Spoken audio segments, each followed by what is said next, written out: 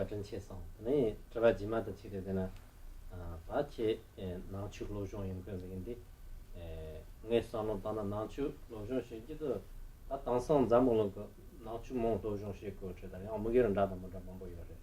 나추 산이 바서 로종 시나 오늘 지금 기왕 앞시 켈린지 기왕 아마도 심한도 켈린지도 같이 오고 기왕 아마 기왕 앞시 다 요지도 켈린지도 그 켈린버시 바나시나 짐슨 모든 거다 초정가 있나 나추 로종 시엠 건즈 연비 차가네 기왕 앞시 켈린지 기왕 앞시 켈린나 저 다리 로트라 비근치 모두 공고 내가 짐슨 메디 켈린지 말이 짐슨 쳐도요. So this is a very interesting question. I think there, in a way, there are two different questions within this that it's important to distinguish. One is how I present reincarnation and teach reincarnation in the classroom to students, and the other is what my own belief about reincarnation might be or might not be. And I think this is one area where teaching Buddhism in an academic setting is different from teaching Buddhism in a traditional setting, is that I'm not teaching my beliefs to the students.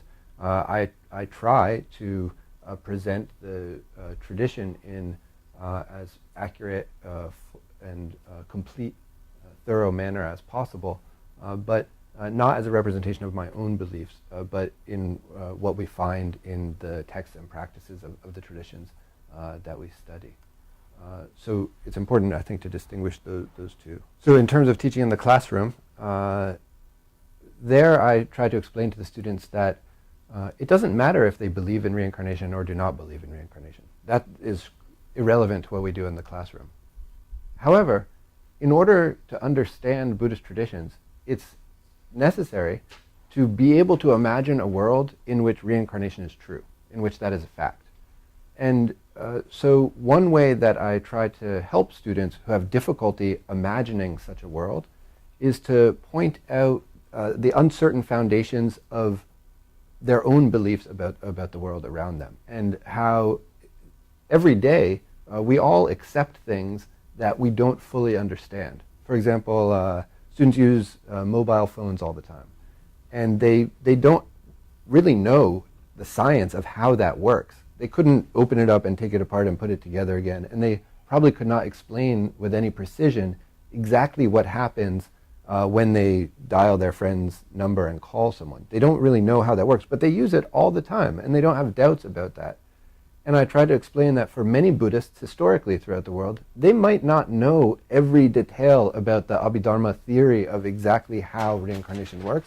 They may not have great certainty about that, but it's without any problem, they accept that as a fact of their existence and of the world around them. So I try to use different ways of having students reflect on their own assumptions to understand that in Buddhist cultures and traditions, the acceptance of reincarnation is not the same necessarily as the scholastic or scientific proof of reincarnation.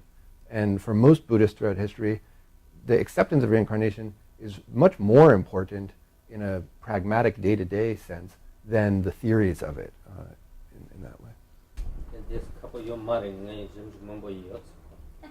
It's not hard to scientifically prove reincarnation. I have a lot of scientific evidence because I've done a lot of research.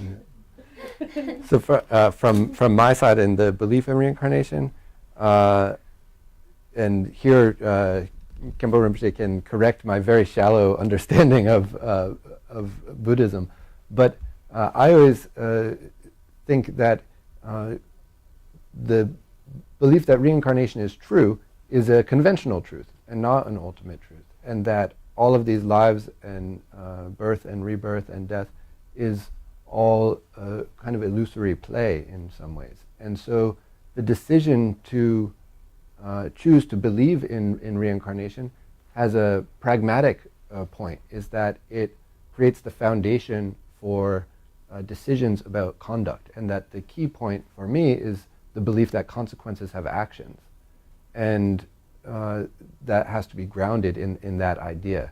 And so whether or not there's scientific proof or not, and I know Khenpo Rinpoche feels strongly about the scientific evidence, but for me what's more important is does the belief in reincarnation lead to more compassionate conduct and less suffering for beings? And if yes, then I accept that belief on the conventional level, and that's my sense of that.